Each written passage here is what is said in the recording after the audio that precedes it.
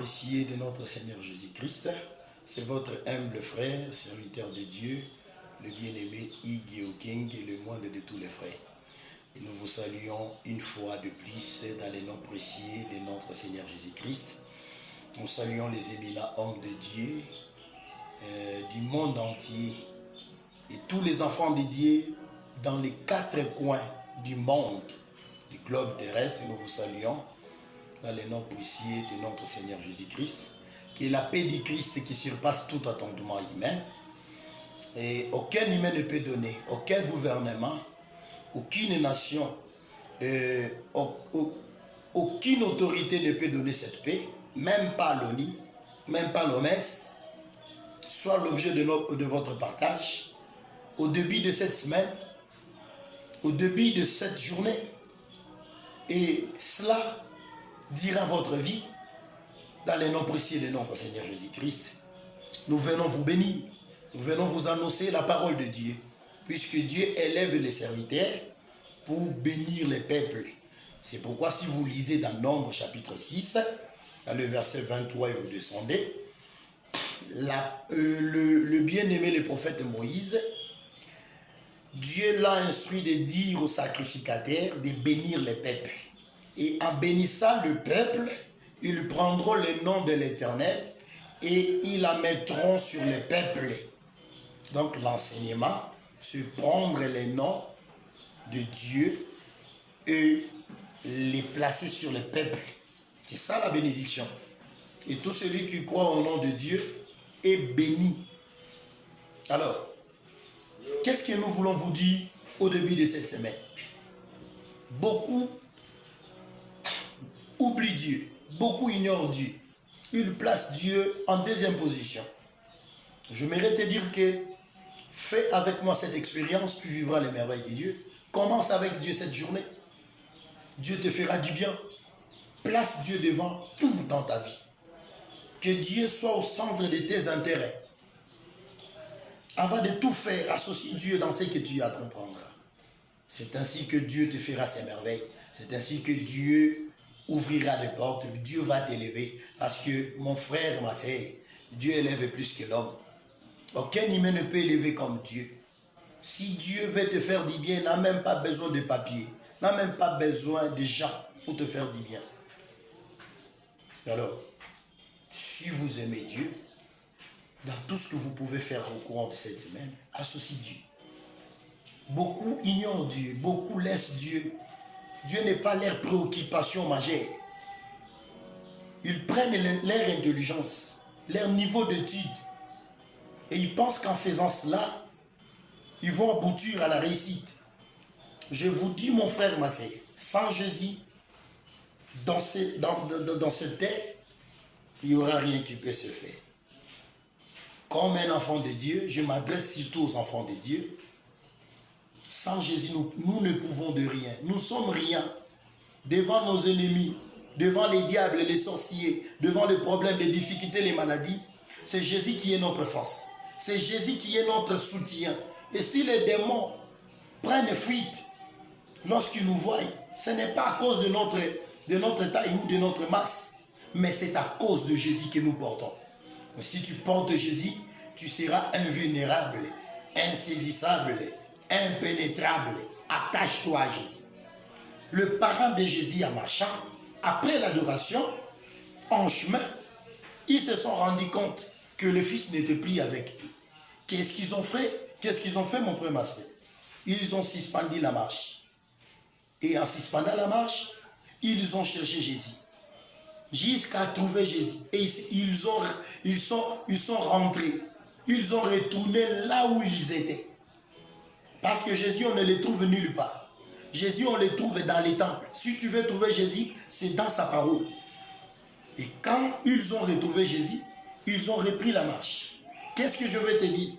Tu as 20 ans d'expérience, 20 ans du ministère, 20 ans de la foi. Oui, c'est bien. Est-ce que tu as Jésus encore? Jésus n'est-il pas retourné au temple? Si Jésus est retourné au temple, que faire? Retourne au temple et va récupérer Jésus. Parce que sans Jésus, tu ne pourras de rien.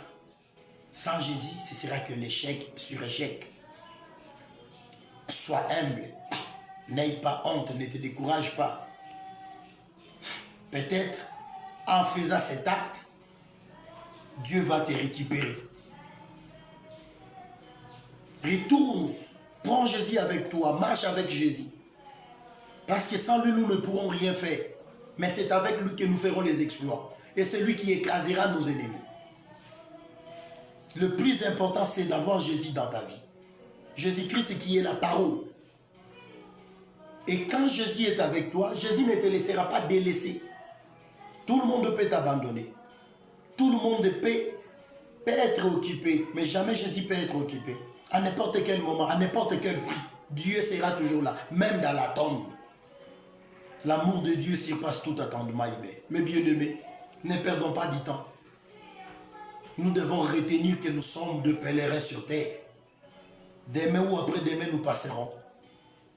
Mais où irons-nous? Est-ce que notre âme trouvera-t-il du repos? Ou ne trouvera pas du repos? Le repos, c'est dans le nom de Jésus-Christ. Le repos, c'est dans la pratique de la parole. Le repos, c'est dans l'observance de la parole. Lorsque nous observons la parole, lorsque nous pratiquons la parole du Seigneur, nous sommes dans le repos. Parce que Dieu a tout. C'est lui le créateur du ciel et de la terre. Si vous avez Dieu, vous avez le ciel et la terre avec vous. Et en ayant Jésus avec vous, vous avez la ferme assurance. Vous pourrez mourir pauvre. Vous pouvez mourir sans avoir ce que vous avez. Mais vous avez l'espérance. C'est pourquoi nous louons Dieu. Parce que c'est dans l'espérance qu'il y a la vie. Sans l'espérance, il n'y a rien. Il n'y a pas la vie. Alors, de tous tes problèmes, place d'abord Jésus devant toi. Tu vivras les merveilles de Dieu en plaçant Jésus au-devant, au-dessus de tes intérêts. Dieu te fera des merveilles. La magie ne sert à rien. La sorcellerie ne sert à rien. Les fétiches ne servent à rien. Parce que dans tout ça, il n'y a que la mort. Dans tout ça, il n'y a pas la vie. La vie, c'est dans Jésus. Et vous devez considérer les hommes de Dieu. Vous devez considérer la parole qui sort de la bouche des hommes de Dieu. Parce qu'un homme de Dieu est une bénédiction pour le peuple de Dieu. Dieu prend du milieu des frères, récupère. Et quand Dieu récupère un homme du milieu de ses frères, Dieu monte avec cet homme au ciel. Et pourquoi Dieu monte avec cet homme au ciel? C'est pour faire de cet homme un don. Et quand l'homme descendra, ce ne sera plus l'homme né d'une femme. Ce sera un don du ciel. C'est-à-dire ce sera la pluie qui va descendre. Or la pluie c'est une bénédiction pour la terre. Sans la pluie, la terre sera déserte. C'est la pluie qui rend la terre fertile. C'est la pluie qui donne la sémence à la terre. Or si nous lisons les Écritures saintes, la Bible nous dit que la terre est comparée à une épouse, comme le dit le prophète Ésaïe. Ésaïe nous dit que la femme, on ne nommera plus ta terre délaissée. Ta terre aura un époux. Parce que la terre est une épouse.